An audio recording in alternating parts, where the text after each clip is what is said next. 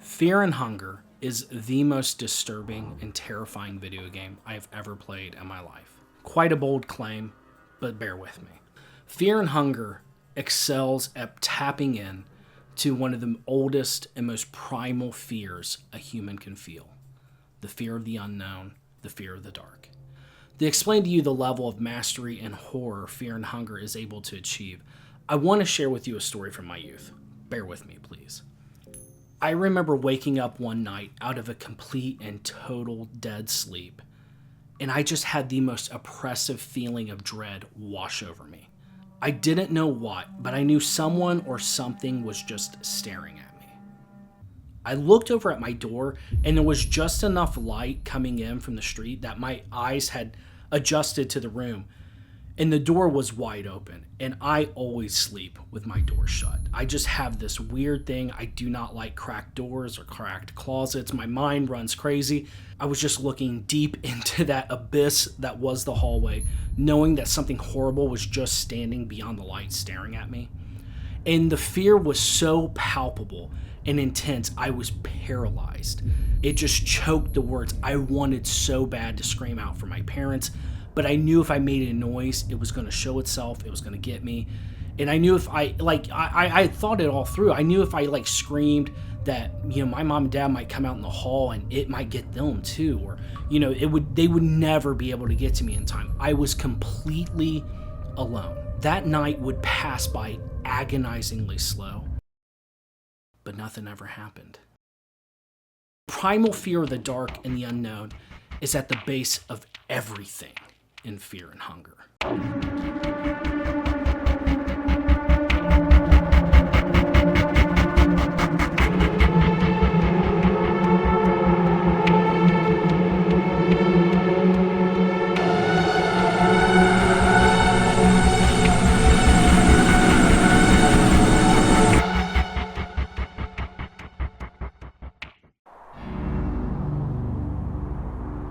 Fear and Hunger is a turn-based survival horror RPG. Rather a unique playing game that I've never played the likes of before. One of the scariest video games I've ever played, if not the scariest. And about a year ago, I released a video to somewhat controversial reception that stated that turn-based games could in fact be horror games, and many people in the comments were just arguing back and forth, and ultimately, I've always stood by my position. I know what I experienced playing key titles that made me feel dread or anxiety. However, no turn-based game has ever made me feel true, unadulterated terror like I felt all those years ago back in my room. That is until now. Yes, Fear and Hunger is a turn-based survival horror game, and I can confidently say it is one of the most terrifying and disturbing games I've ever played. However, for my console-only viewer base, you may have never heard of this game, and in some way, I almost envy you. I've spent the last couple of weeks entrenching myself in what can be considered as a glimpse into the darkest parts of the human psyche. Fear and Hunger follows the tale of 4 adventurers on their quest to delve into the horrors of the dungeon called Fear and Hunger. We can choose from either a mercenary who hopes to discover treasure to change his lot in life, a noble, if not misguided knight, a dark and sometimes hilarious priest, and Guts, I mean Ragnvaldr, a outlander on a quest for vengeance. For longtime Berserk fans, there is just going to be quite a lot of influence to be found in this game, and the best way I have heard this game explained, and I completely agree, imagine you're a side character in the story of Berserk. You are powerless, outnumbered, and more than likely to be brutalized and forgotten in some horrific corner of this dungeon. When you begin your journey, your character stares almost ignorantly at what looks to be a normal-looking fortification. However, with the barren landscape around you and the oppressive score breathing down your neck, something about this building just immediately put me off.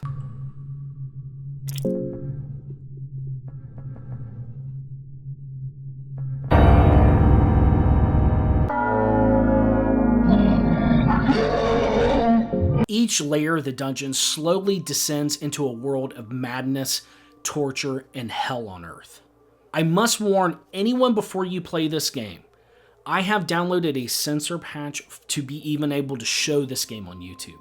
There are disturbing, horrific, and unimaginable acts of violence, cruelty, and wickedness that happen in this game that I genuinely must warn everyone. This is the embodiment of terror and can be triggering to certain, if not most, individuals. Now, I mentioned that the gameplay of Fear and Hunger does lean into survival horror as you're constantly weighing the options of foraging for food and supplies and also desperately trying to stay hidden from the monsters around you.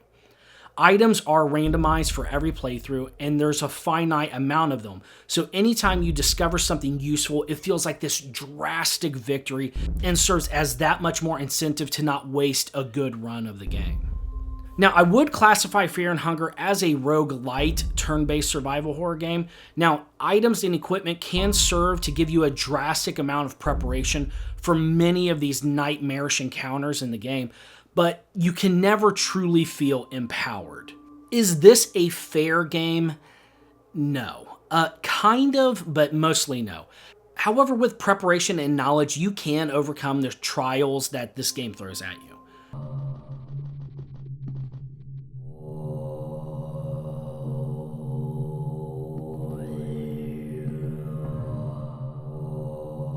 Each encounter will often have one-shot mechanics, and enemies will have a turn for every limb or appendage on their body.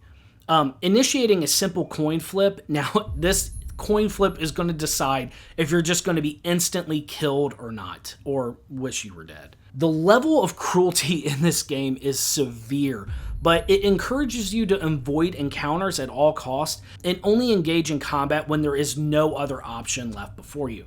There's no experience rewarded for your characters.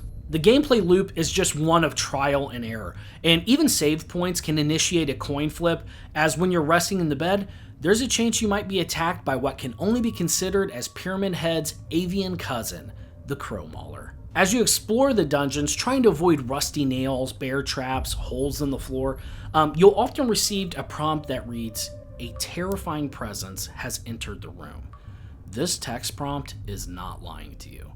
The Crow Mauler is to be feared and avoided at all costs. You see, if you are in a fight and receive a blow to your arm or leg, there's a real chance that you could lose that limb permanently for your run. What's this mean? If you lose both your legs, you're going to be crawling around really slow everywhere you go. The stakes are extremely high. Now, couple this high-stakes combat mixed with permadeath for you and your party members, then you begin to feel the palpable dread as you wander around cursed corridors and hear the horrible silence of the dungeons of Fear and Hunger.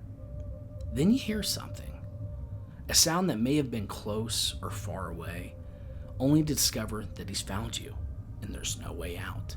And before you know it, you're back at the entrance again to the dungeon alone, staring at that black abyss to the entrance of Fear and Hunger. You don't want to go back, but you feel compelled to, drawn to the terror once again. A couple of years ago, when I made my video talking about how turn-based games can be horror games, I knew that they could instill fear and dread. But truly no game have I ever played made me feel the genuine and cosmic dread that Fear and Hunger did. I really cannot recommend this game to just anyone. But if anything I've said in this rambling has appealed to you, then check it out on Steam for this Halloween. Just remember to save some rotten meat for Moonless and never stand in one place for too long. A terrifying presence is going to find you. I want to thank you all so much for watching my discussion on Fear and Hunger. Really, I don't know if I necessarily want to play more games like this. However, it was a unique experience that I'll never forget. I want to thank everybody who subscribed to the channel. I want to thank you all for your support. It's truly an inspiration. If you enjoy these types of videos, please consider liking and subscribing. I really love to chat about the games that strike a chord with me. I wish you all the best. I hope you have a happy Halloween, and I'll see you next time.